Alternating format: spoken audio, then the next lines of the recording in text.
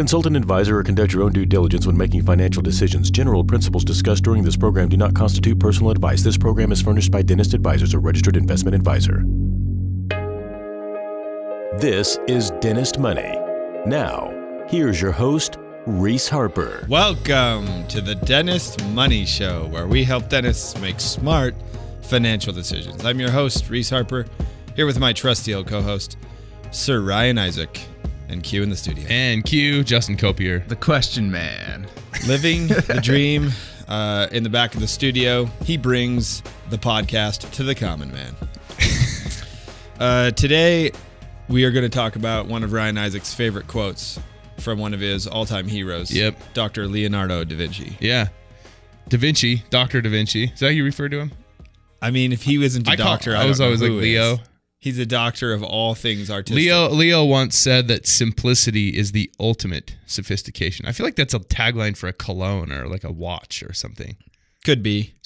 Simplicity. It's the ultimate sophistication. The ultimate sophistication. Let's talk about how this concept relates to sports just initially, to give people a frame of reference. Okay. Let's talk about a few different athletes and how their process, it just looks easy and simple and effortless. Think about your close friend Michael Phelps. Yeah, he's now coaching the swim team for ASU. He is? Yeah, he's the head coach of the ASU swim team. Interesting. Yeah, really cool.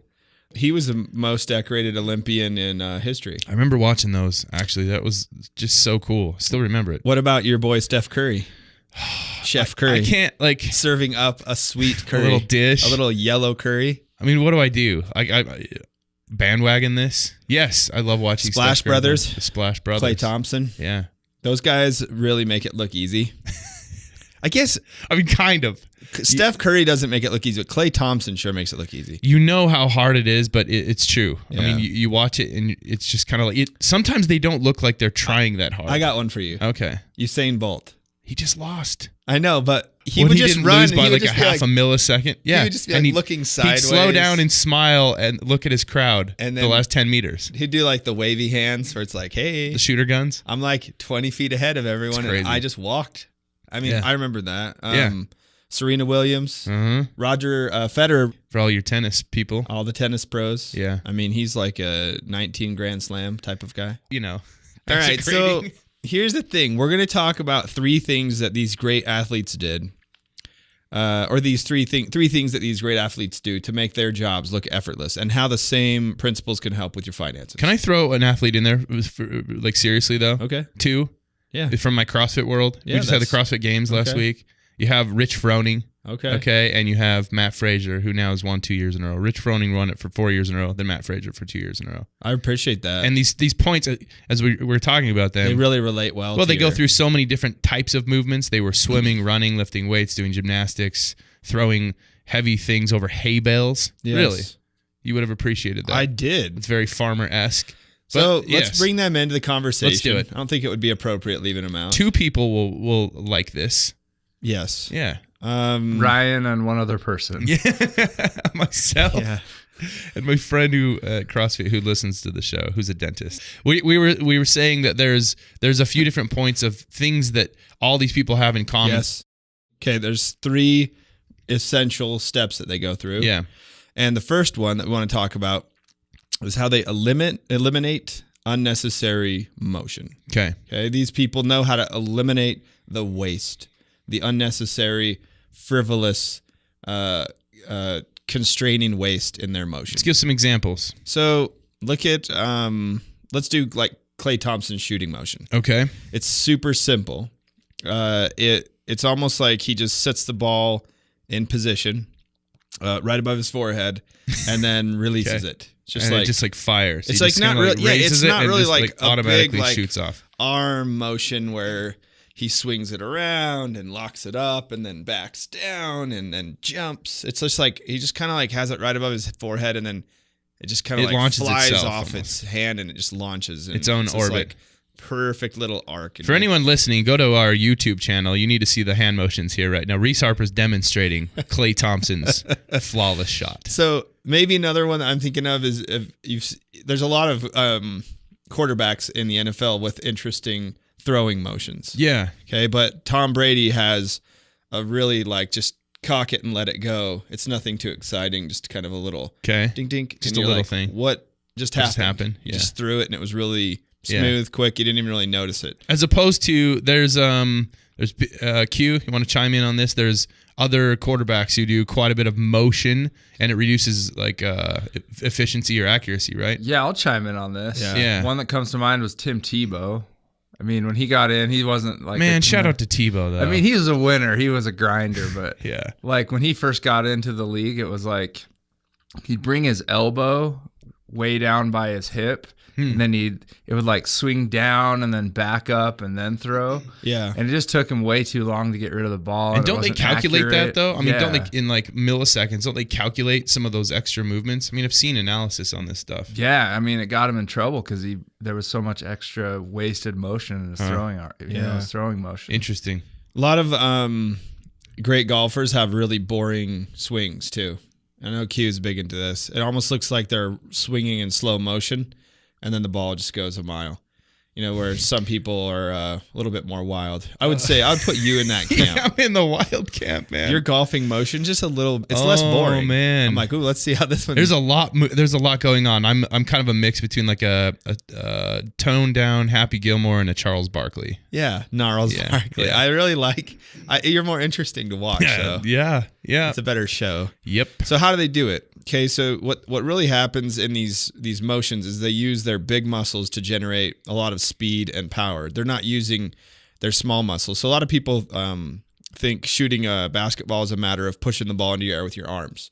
You're kind of thrusting it. But when Klay Thompson shoots, he's doing most of the work with his legs. Really? You don't really notice the basketball shot is it through the legs, power through the legs. Yeah. I'm not a sports guy like analyst here. Yeah. Well, you're a CrossFit guy, so technically it is a sport. I'm all sports. I'm just like in all respect sports. to CrossFit, though. CrossFit is a sport, Ryan. It's You a are a sport of sports guy. fitness. Okay, you're watching people exercise as fast as possible. So, but that's interesting. A basketball shot mostly is. That's one of the major misconceptions about basketball is that all of the effort is coming from your arms. Where really it's a shooting motion that begins from the bottom up. Interesting. It's your legs. It's your quads. It's the calves. And the further away that you are from the hoop, the more force. And mostly if I think about standing in my driveway with my kids and I'm shooting one from downtown, I'm like really pushing with my shoulders and my arms. Yeah, that's common for young children. And me. and 38-year-old financial planners. So the hooping in the driveway. The same thing kind of happens with a quarterback like Tom Brady, where he's planting his feet and he's using his core to turn his shoulders and hips back and forth. He's not just like it's not about this arm motion necessarily. Okay. Most of the power is actually coming from his core. And by the time his arm's ready to fire, all the power's already been generated with his body. Okay. And so the football comes out of his hand just kind of like a slingshot. Okay, so I can kind of relate to this a little bit. I was golfing with a friend. You can't call this golfing, actually. But I was with a friend who was golfing. And I was Topgolf, just to be clear. I was hitting balls at Topgolf. I wasn't golfing with a friend. I was hitting balls at Topgolf. That'd be awesome. And shout out to Matt, scratch golfer. He was trying to get me to like hold still, and it was driving me crazy because apparently my wrists are always breaking and my elbows are always breaking and my knees and and he's just like, you got to just hold still, man. It's like all the powers through a rotating motion through core and legs and hips, and my hands look like noodles and when you don't use your big muscles to generate the power, it's all the little stuff that just starts you're crazy. Overcompensating with all the other things that are happening, and that's how bad habits get formed. So let's talk about what are the big muscles of your financial plan. Talked about these segue. I think it's important to kind of hit on this. This week I know we were having a conversation with someone about a couple of the really big muscles in financial planning that had to do with portfolios. If you think about your portfolio growth and what actually makes it grow, I think there needs to be more of a focus on a really simple, like we talked about, a really unnecessary motion was kind of one of the things that distracted the athletes from having a really good kind of successful either shot or throw or golf being swing. Consistent too. You want to keep it really simple. And when you add too many assets to a portfolio, or what's the most you've ever seen? You see like lots of different types of accounts, or a bunch of different types of funds.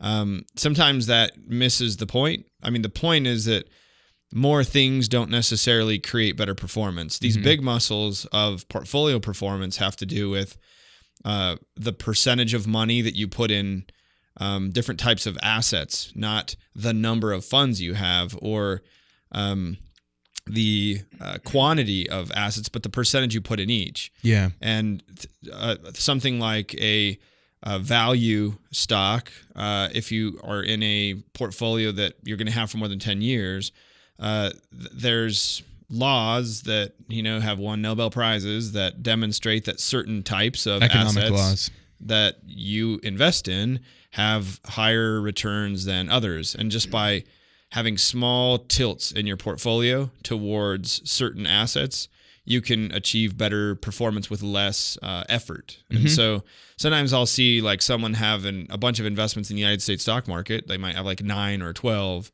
But it's all the same thing. Yeah, and it's a lot of times they're overcomplicating it by having a larger quantity of stuff, and it's not accentuating the things that are actually going to give them an advantage. And that was a conversation I was having this week with a friend about portfolio theory. Is that these big muscles of portfolio management are things people just kind of miss out on. That small tilts towards the right asset classes that have the right type of performance over time, having the right tilt towards equity versus fixed income, the risk, having less quantity of funds so that you're not paying unnecessary fees and taxes and capital gains taxes as you try to adjust your portfolio. Those are like simple things that are like the big muscles, but I think a lot of people get caught up into a lot of the smaller things that probably don't matter. Adding a lot of investments actually doesn't really improve your performance. Sometimes it just complicates things, and it is distracting, and it makes your whole portfolio have less. It's just not simple. It's complicated. Now it's kind of that first quote we shared. So on top of that, there's a bigger conversation to have about things that like impact your net worth more than your investment returns, which you started talking about. Those are these really big muscles to flex, and if you don't engage them properly, so to speak, you'll have to you'll rely too heavily, I guess, on your investment portfolio to accomplish your goals. The same way Tim Tebow is relying like too much on his arm and not really on his low core, elbow, right? So the Lobo. Let's talk a little bit about some of those big picture things that that are they're not necessarily about the portfolio, but they really are the things that drive returns. Yeah, well, there's two things there. I mean, for a very long time, our industry, the financial services industry, has just put so much emphasis on the portfolio return. I mean, that's all you hear in financial media, turn on the TV about it, or products in general. And it's interesting, you could have a really killer portfolio, but if there's not enough money going into it, and not a high enough savings rate, I mean, it doesn't matter. And it's interesting, of the 12 areas of personal finance that we measure and monitor for our clients, the elements, and there's portfolio design, there's risk, there's insurance, there's taxes, there's all sorts of things that we're measuring. But one of them will kind of, if it's not done well, the other stuff won't be doing as well. And if it's done well, the other stuff will, and it's savings rate. Someone's savings rate, if it is being maintained at a high enough percentage over the course of their career, and that's going to be one of the main, you could call it the big muscles, one of the main primary drivers of how someone's going to end up one day. And if it's too low, I mean, you're just going to have a problem. And it's funny how it affects so many of the other little muscles. So, for example, before we go into this, Q, do you want to define what a savings rate actually is? I think sometimes we skip over that. Pause to define savings rate. Yeah, so it's just the percentage of money, the percentage of your total personal income that you're saving. Yeah. Mm-hmm. Categories would include retirement savings, kids savings, extra debt payments above and beyond the minimum required debt payments. Those would all be so you just take your total quantity of money that you've saved for the year and you divide it into your annual income. And then you get a percentage, and that percentage is what we're referring to as a savings rate. Okay. Anyway. Yeah. Well, what I was going to say is that a contrast between the bigger muscles and the smaller muscles in someone's finances is one of the smaller muscles that we tend to go to immediately when there's like financial pain is the budget and the spending. You know, we kind of feel some pain for a while, and then we just like had enough, and so we just go to the budget and we just like, you know, strip out as much as we can, and we get like really mean about the budget, and it's like a crazy diet that only lasts a couple months. You know, you just get tired of it and it doesn't last. Whereas if you just focused on the big muscle of savings rate a little bit better, and you made sure that not only it was high enough, but it was automated, you know, and not spending too much money is part of that. But when the savings rate's healthy and like you're using that big muscle of your financial plan, the spending kind of just is okay, you know. Yeah. It is what it is, and it's fine if your savings rate's high enough. So that's one of the big muscles of financial planning. Yeah, I think the quad. Is that the quad or the glutes? That could be the quad, I think. Yeah, that's in the basketball shot.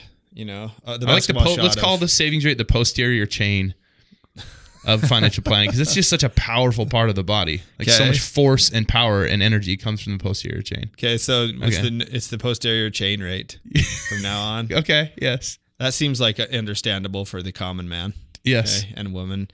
Okay, so look at these other two that I wanted to just talk about were the right mix of all your assets, like the right mix of real estate, cash, retirement plans, and after-tax investments. That mix is really crucial, and having the right mix of assets gives you a lot more flexibility during retirement, and it makes your net worth grow a lot better. And that seems like a really big muscle that people kind of miss out on. They think about some of the smaller muscles, which I'll hit in a second, but they don't think about that big muscle. You know, you mentioned the savings rate, which is a big one, but this mix of assets is the second one that I kind of wanted to hit. And the third one that I think is really important is looking at your practice profitability as a real driver of the big muscle, you know, rather than looking at your collections as kind of the signal of whether you're running a good business. Try to look at your overall profitability after you get paid a fair amount, you know, meaning if you take your compensation and you pay yourself like an associate, take your production and just say, I'm going to pay myself like an associate. You know, that's part of your overhead. You know, you gotta have a business that you could replace yourself with and look at it and say, okay, I'm getting paid fairly for the work I'm doing as a dentist, and my profitability is what's left over. Yeah, what's left? You know, if you're running if there's only 5% left after you get paid fairly for the work you're doing as a dentist, your business isn't really that profitable. It's barely worth owning. You know, I guess it could be worth owning if you just really enjoy doing a lot of extra work for not much more money, but you want to be able to, like, maybe it's just a fulfilling path here. Okay. Of course. But ultimately you're trying to get that profitability to a point where it's worth having gone through all the effort and energy. And so if your profitability is too low, all of the fuel that's going to feed your, the mix of assets and your savings rate, you know, it's just not going to be, it's not going to be high enough. You're going to have enough fuel feeding this engine. And so I think a lot of people just kind of discount taking their profitability seriously, and they don't really know how to measure it. Yeah. You know, and it's not easy because financials sometimes are a wreck and it's hard to get them dialed in, or the way you're looking at your financials, you're looking at profitability and measuring it like, well, I'm getting 40%. My overhead's at 60. I'm at 40. That's great. Well, does that really tell the true story of profitability? Like in your market where you're at, what percentage would you have to pay an associate to do that production? And your profitability is only what's left over. It's not including the work that you're doing as a doctor for. Yeah, if you just own the business, not doing the clinical work. So I think. So what is real quick? What is a good target for profitability?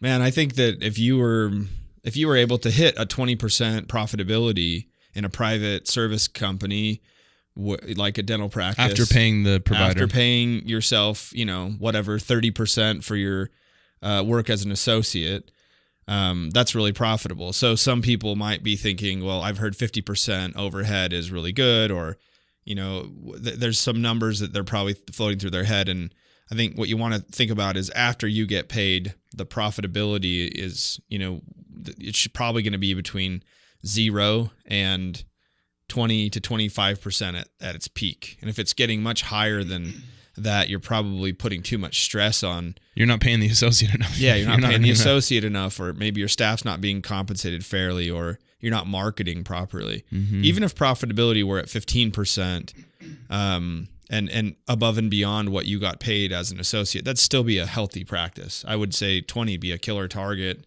for most people, and 15 would be, a place where you should feel okay about it. And once it starts getting below 10 and getting down into the single digit range, it's probably just a problem. So does that help? Yeah, for sure.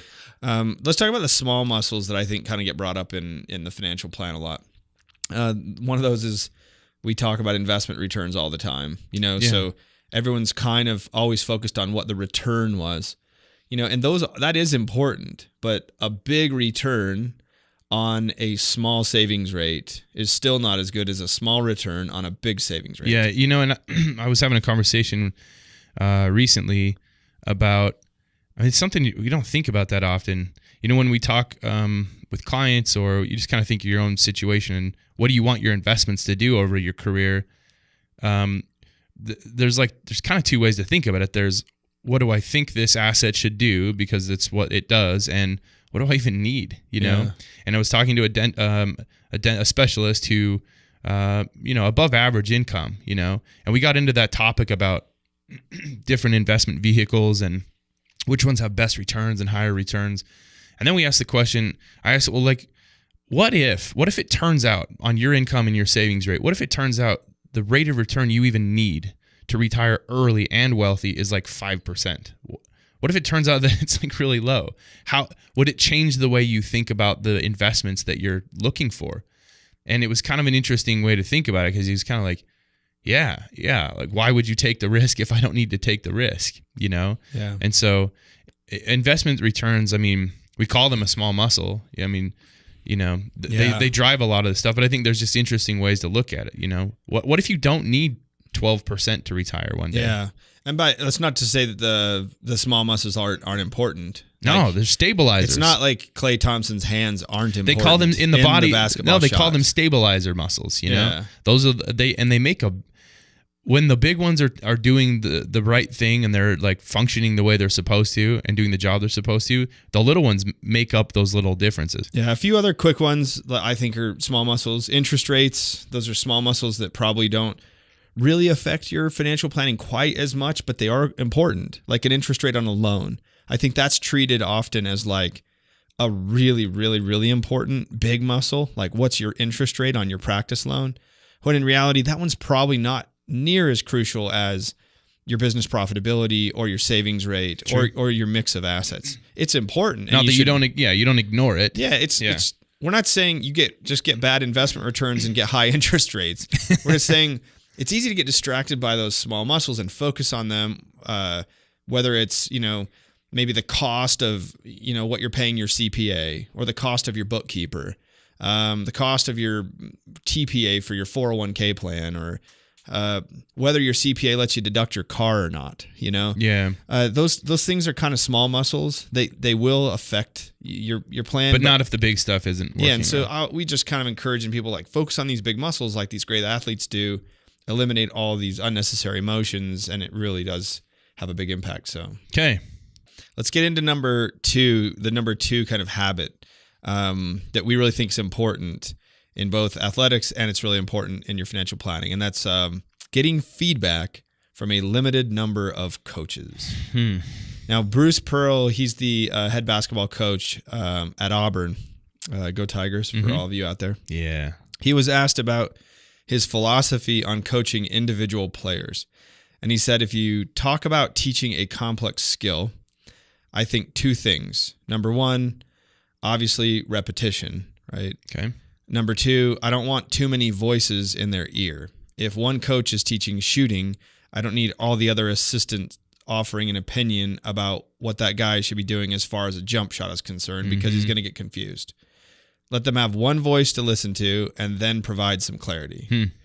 And that's really important, man. Yeah, it's interesting because you just kind of assume that the more feedback, the better. So different people know so many different nuances, the more information you get, the better. And I I think you actually see this a lot when you go. Have you ever been boating before and tried to learn how to water ski? I was just thinking of that, and I was thinking about golfing too. Okay. Yeah, you got a boat full of people. You're bobbing around out there. If you've ever tried to teach like a kid or a if you've ever been in a boat and tried to learn how to water ski or wakeboard or tube in Ryan's case, you ever tried to learn how to tube? I just trying to hold on, man. It's really hard. Sometimes the boat, there's a lot of feedback coming from the boat. A lot of people in the boat. You can't even really hear them that clearly. And the boat's always, everyone wants to get in the boat. No one wants to wait on the bank. And so everyone's in the boat. The boat's usually too full. Yeah. And there's a lot of opinions. You'll have a first timer floating out there in the water trying to get up on skis.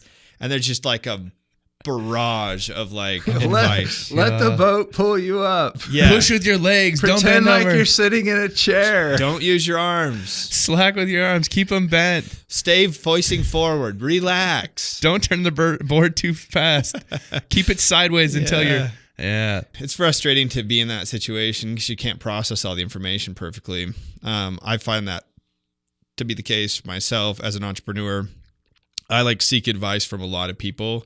Yeah. And after one day of getting 3 different opinions that totally conflict about what I'm supposed to do, I'm just go home and I'm I don't even know what to do because no one agrees. Well, first you stop in one of our offices and you'd be like, can you clarify these 3 opinions for me? Yeah. And we stare at you. You're like, well, I'm kind of busy right now. So I don't know.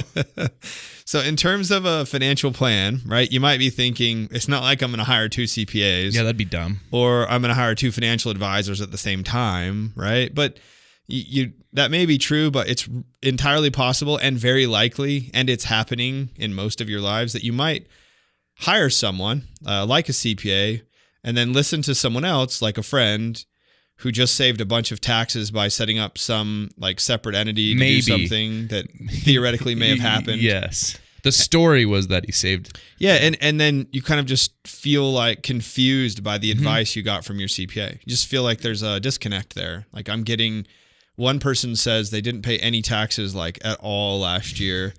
And then someone else says that they're getting killed. I'm getting killed when taxes. Yeah. I just paid a ton. How is someone paying nothing? And it might you might kind of get to this place where you feel like you've got to get more and more and more and more opinions, and sometimes that can cause you to just have a really, really inefficient financial plan, and you're not pursuing anything consistently. So if you might hire a financial planner and then listen to your friend who says to invest your money one way, and you've been told to do it a different way, and now you've got this conflict. It's really confusing. I mean, it's confusing. Yeah, we recommend it's best to stick with one advisor per specialty, accounting, planning, marketing, legal, and not let a bunch of competing voices pull you in a lot of different directions. Now, the caveat I will put to this is make sure that the one advisor you pick is the best person for that specialty, right? You really need to make sure that you don't just hire a shooting coach this is his first job, and you're like, well, he's my first coach, and it's the guy that was just there, so I'm not going to go against what he says. I'm going to be a good athlete and just listen to my coach. Sometimes your coach is an idiot, okay? And you need to leave him and get a new coach, okay? Yeah. What we're really saying, the nuance here is just don't have 3 coaches at once telling you what to do. If you don't like the way your coach is coaching you and it's not getting you the results you want, get a new coach. But just don't have 3 at the same time. Okay. I do want to make sure people fire the poor shooting coach, because there are some, whether it's marketing or legal or financial planning or accounting, sometimes there's just some really bad coaches. And it's just as important to pick up and, leave a bad coach as it is to stick with a good one.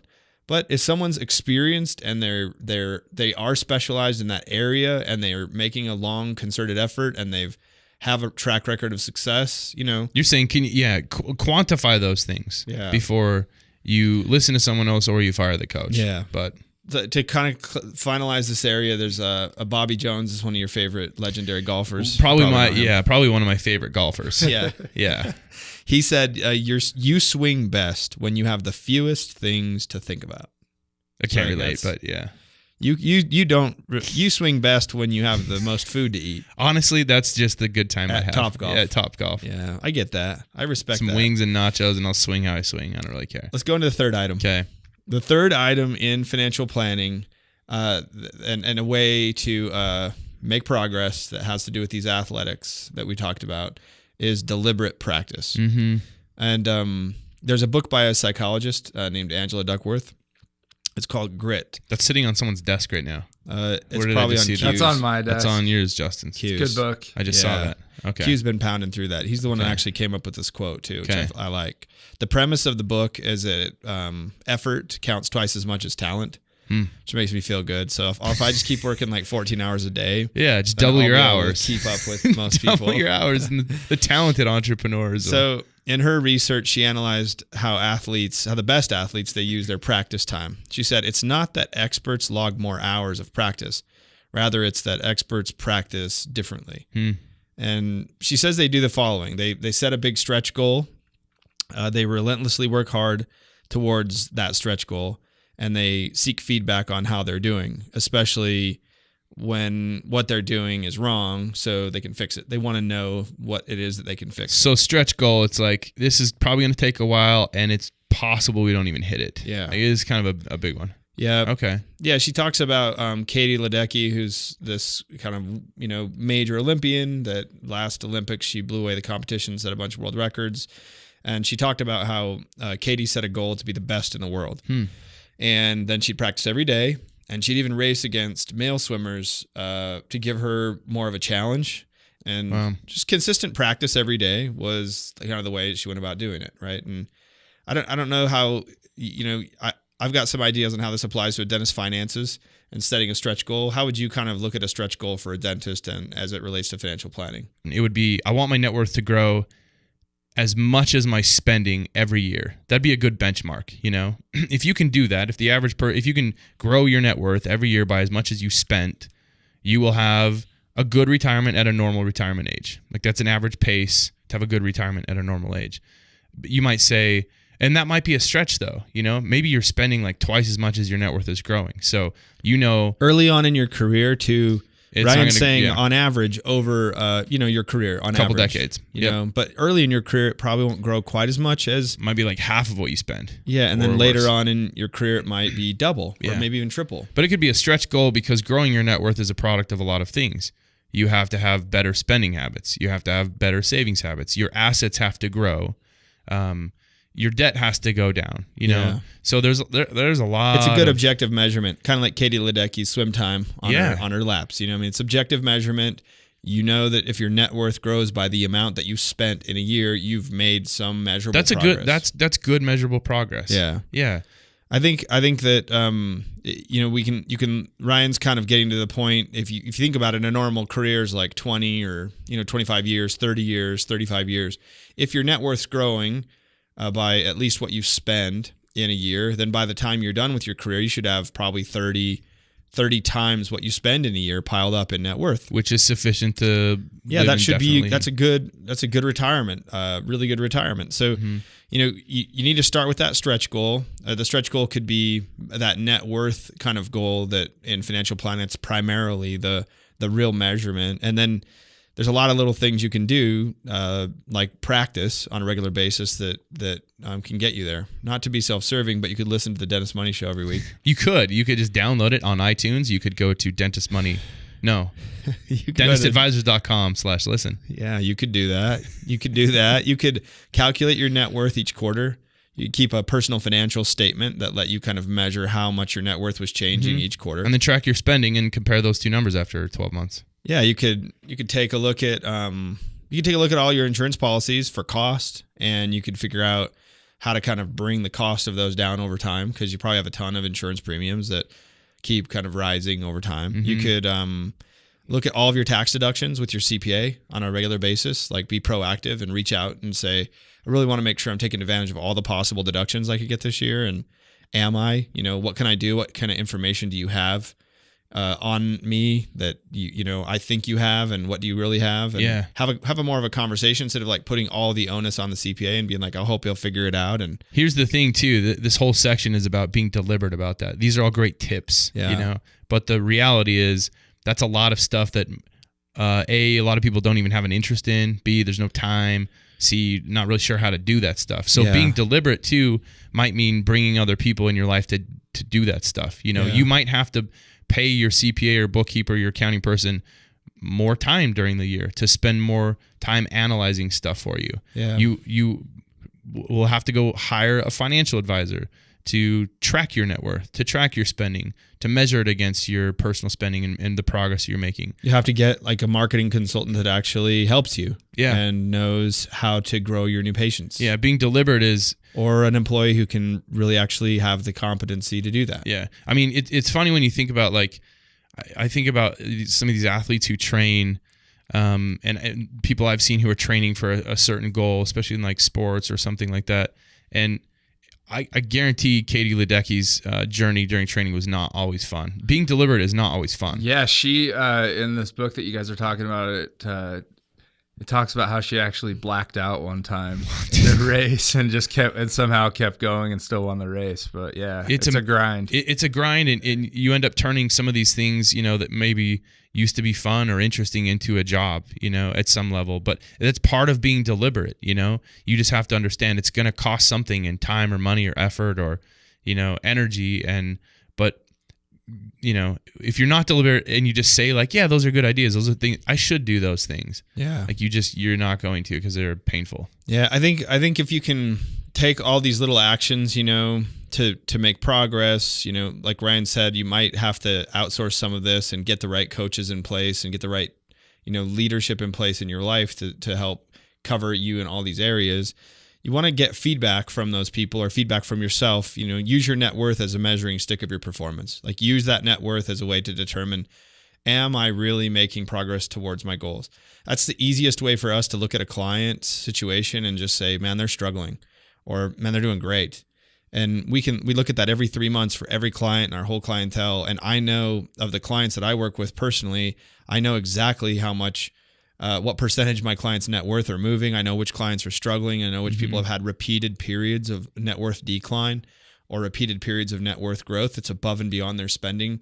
I know, and I'm worried about that. Like I've taken that responsibility on myself to be concerned with that measuring stick, and I'm reaching out and expressing concern and asking questions. And I just think that in most cases, most people's financial advisors don't really have a great handle on a dentist's complete net worth picture. So they're not tracking their practice debts. They're not tracking their practice valuation. They're not tracking your collections. They're not understanding your profitability. They don't know your savings rate real well. They don't know your spending real well. Which is a function of a lot of people are smart enough, but it's a function of business model and processes. Yeah, totally. And so I just think you need to use that net worth as a measuring stick. And if you're not, it's really hard to know if you're making progress or not. It's like, I just worked for 5 years. What happened? Collections could be growing. Yeah. And your practice could be worth more money. Yeah, it could be worth more money. You could see more cash in the business checking. Those could be maybe false indicators that things are going well. But your net worth could be stagnant for years. Those are small muscles that, you could be exercising, and it's not actually. It's like going to the gym and all you do is like curls or tricep extensions, and you never squat. You're describing my gym experience. You never squat. Like, no, you don't ever squat, and you just go do curls. It's all about the buys and tries. They're called the pretty muscles. It's like arm day every day. It's all about the buys and tries. Deadlift and squat in there, okay? So I think let's kind of wrap this up. I think making things look easy as an athlete requires a lot more effort than making things look hard. That's what's interesting, right? It's simplicity really is a result of lots of energy and effort and all of these things kind of coming together. And it really is the most sophisticated form of an activity is quite simple, right? And you have to work at it, but one day all your performance will take off. And I really think that that's kind of the point of today's podcast. To kind of wrap up, I think I just want to repeat these 3 items. We said eliminate unnecessary motion in your financial plan, right? And use your big muscles to improve that performance. Second, we want to limit the number of coaches to kind of one per discipline, one per competency, so you aren't distracted by a lot of competing voices. And 3, engage in deliberate practice where you're setting a stretch goal, you're taking really calculated action to get there, and you're actively seeking feedback from people around you. Yeah. And at some point, you will make building wealth look simple. Totally. Right? That's the point. Remember that quote, simplicity really is the ultimate sophistication. Yep. Well, thanks for going through that, guys. Everyone, thanks for listening. If you'd like to leave any questions or comments, you can find this episode on the website, dentistadvisors.com/listen. If you want to call us, Q, what's our phone number? 833 DDS plan. 833. Caught me off guard there. 833 DDS plan. Just making sure you're with us here. And if you have any questions or you'd like to take a minute to talk to us, you can call that number, 833 DDS plan, or you can go to our website, dentistadvisors.com, click the link at the top to schedule an appointment on our calendar, and we'd love to hear from you. Carry on.